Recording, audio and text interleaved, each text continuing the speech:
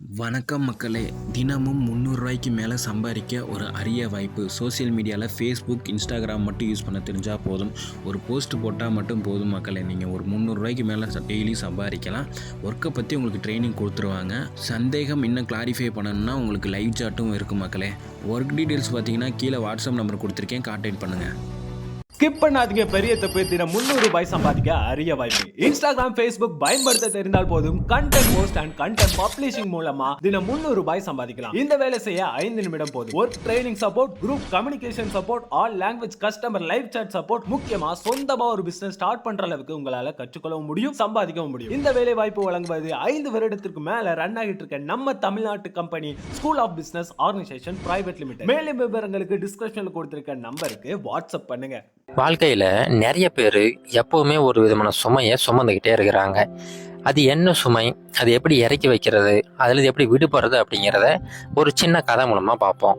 முன்னொரு காலத்தில் ஒரு ஆற்றங்கரை ஓரமாக ஒரு படகோட்டி ஓரத்தில் வாழ்ந்துக்கிட்டு வந்தார்.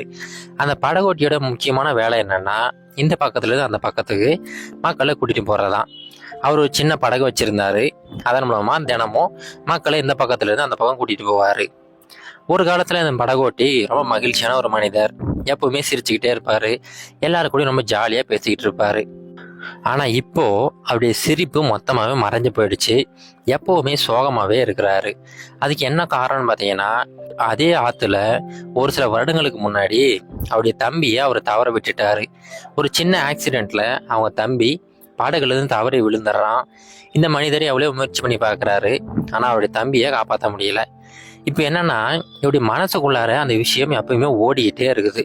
ஒருவேளை நம்ம அன்னைக்கு போகாமல் இருந்திருந்தா நம்ம தம்பி உயிரோட இருந்திருப்பான், நம்ம வேற ஏதாவது விஷயம் செஞ்சுருந்தா நம்ம தம்பியை காப்பாற்றிருக்கலாம் அப்படின்னு சொல்லிட்டு என்னென்ன மாதிரி வழிகள்லாம் இருந்திருந்தா அவங்களுடைய தம்பியை காப்பாற்றிருக்க முடியும் அப்படிங்கிற அதே சிந்தனை இவர் மனசுக்குள்ளார ஆழமாக இருந்துக்கிட்டே இருக்கு. அந்த சுமையை இவரால் இறக்கி வைக்கவே முடியலை. ஒவ்வொரு நாளும் அதே சுமையோட வாழ்ந்துக்கிட்டு இருக்கிறாரு. ஒரு சமயம் அந்த படகுல ஒரு சின்ன பொண்ணு ஒருத்தங்க பயணிக்கிறாங்க. அவங்க இந்த மனிதரை பார்த்து, என்ன மாமா, எப்போவுமே நீங்கள் மகிழ்ச்சியாக இருப்பீங்களே, இப்போ ஏன் இவ்வளோ சோகமாக இருக்கீங்க அப்படின்னு சொல்லிட்டு விசாரிக்கிறாங்க. அதுக்கு அவருமே நடந்த எல்லா விஷயத்தையுமே சொல்கிறாரு. இதனால தாம்மா அந்த விஷயத்தை மட்டும் என்னால் மறக்கவே முடியலை. நான் வேறு ஏதாவது செஞ்சுருந்தா என்னுடைய தம்பியை காப்பாற்றிருக்கலாமோ அப்படிங்கிறது எண்ணம் எப்போவுமே மனசுக்குள்ள இருந்துக்கிட்டே இருக்குது அப்படின்னு சொல்லிட்டு சொல்கிறாரு. அதுக்கு அந்த பொண்ணு சொல்கிறாங்க, அதெல்லாம் சரிதான் மாமா, ஆனால் அது இறந்த காலம். அதை நீங்கள் எப்பவுமே சுமந்துக்கிட்டே இருந்தீங்கன்னா நிகழ்காலத்தில் யார் வாழ்கிறது அப்படின்னு சொல்லிட்டு கேட்குறாங்க.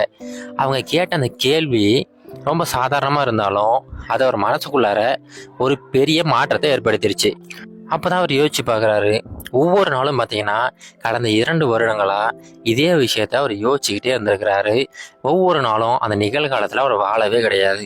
எப்பவுமே அவர் இறந்த காலத்திலேயே வாழ்ந்துகிட்டு இருந்திருக்கிறாரு. அந்த விஷயம் இப்போதான் அவருக்கு புரிய வருது. அன்னையிலிருந்து அவங்க தம்பியோட நினைவு மட்டும் அவர்கிட்ட வச்சுக்கிட்டு அது நடந்த நிகழ்வை அப்படியே கொஞ்சமாக மறக்க ஆரம்பிக்கிறாரு. அந்த இறந்த காலத்தில் நடந்த அந்த விஷயத்த மட்டும் ஞாபகம் வச்சுக்கிறாரு.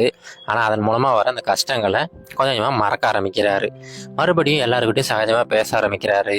எல்லாருக்கிட்டையும் சிரிக்க ஆரம்பிக்கிறாரு. மறுபடியும் பழையபடி நிகழ்காலத்தில் வாழ்கிற அந்த மனிதராக மாற ஆரம்பிக்கிறாரு. இது அவருடைய வாழ்க்கையில ஒரு மிகப்பெரிய மாற்றமா இருக்குது.